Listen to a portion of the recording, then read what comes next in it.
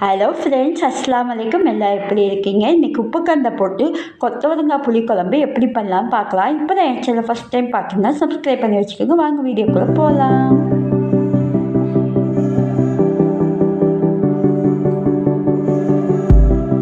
கொத்தவரங்காவை 1/4 kilo எடுத்து அதை நாரெல்லாம் cut பண்ணிவிட்டு இந்த மாதிரி சின்ன துண்டாக போட்டு ஒரு தண்ணியில் போட்டு அதை 5 நிமிஷம் உப்பு போட்டு ஊற வச்சுக்கலாங்க.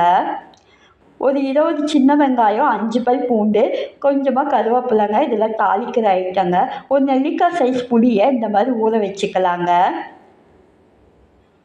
இது சின்ன வெங்காயம், 3 தக்காளி, 2 பெரிய துண்டு தேங்காய்ங்க.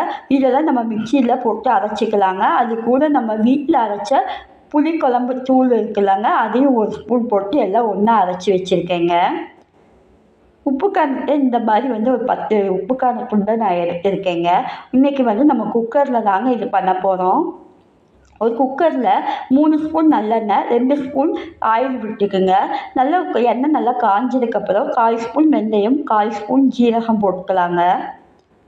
இது நல்லா பொரிஞ்சு வந்ததுக்கப்புறம் இந்த உப்புக்காரத்தை ஒரு 5 நிமிஷம் தண்ணியில் நம்ம கழுவி எடுத்து வச்சுக்கலாங்க.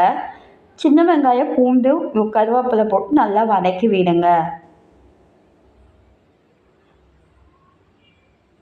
நல்லா வதங்கினதுக்கப்புறம் இந்த மாதிரி கொத்தவரங்காயை நம்ம போட்டு நல்லா வதக்கி விடலாங்க. கொத்தவரங்காவை ஒரு சில பேர்த்துக்கு பிடிக்காதுங்க. இந்த மாதிரி செஞ்சு கொடுத்து பாருங்கள். கொத்தவரங்காய் சாப்பிடாதவங்க கூட சாப்பிடுவாங்க. அந்த அளவுக்கு குழம்பு அவ்வளோ டேஸ்ட்டாக இருக்குங்க. கொத்தவரங்காயில் வாய்வு தொல்லை அதிகமாக இருக்குங்க. அதனால தான் நாங்கள் பூண்டு 5-6 பல் நம்ம சேர்த்துருக்கோம். குழம்பும் நல்லா வாசமாக இருக்கும், வாய்வு பிரச்சனையும் இருக்காதுங்க. இப்போ உப்பு கண்டத்தை இந்த மாதிரி போட்டு நல்லா வதக்கிக்கலாங்க. வெங்காயம், பூண்டு, கொத்தவரங்காய், உப்புக்கண்டம் நல்லா வதங்கி எண்ணெய் பிரிகிற அளவுக்கு நல்லா வதக்கி விடலாங்க ஒரு 5 நிமிஷம்.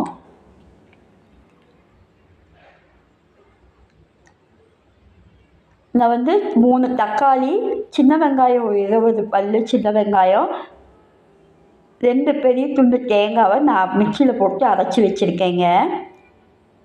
அதில் வீட்டு குழம்பு மிளகாய் தூளும் போட்டிருக்கேங்க. அப்படி உங்களுக்கு இல்லைன்னா நீங்கள் மிளகாய்த்தூள் 1 ஸ்பூன், தனியாத்தூள் 1 ஸ்பூன், மஞ்சத்தூள் 1/4 ஸ்பூன் போட்டு அரைச்சி வச்சுக்கோங்க.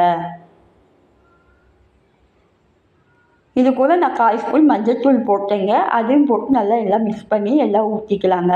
இப்போ ஒரு நெல்லிக்காய் சைஸ் புளியை இந்த மாதிரி கரைச்சி ஊற்றிக்கலாங்க. தேவையான அளவு உப்பு போட்டுக்கலாங்க.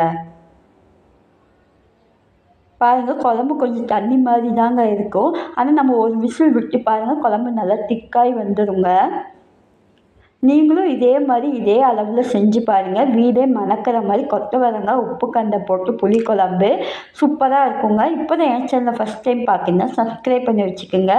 உங்கள் ஃப்ரெண்டுக்கும் ஷேர் பண்ணுங்கள். இந்த வீடியோ பிடிச்சிருந்தா ஒரு லைக் பண்ணுங்கள். என் சேனலுக்கு சப்போர்ட் பண்ணுங்க ஃப்ரெண்ட்ஸ். சுவையான கொத்தவரங்காய் புளிக்குழம்பு இன்றைக்கே நீங்கள் ட்ரை பண்ணி பாருங்கள். தேங்க்ஸ் ஃபார் வாட்சிங்.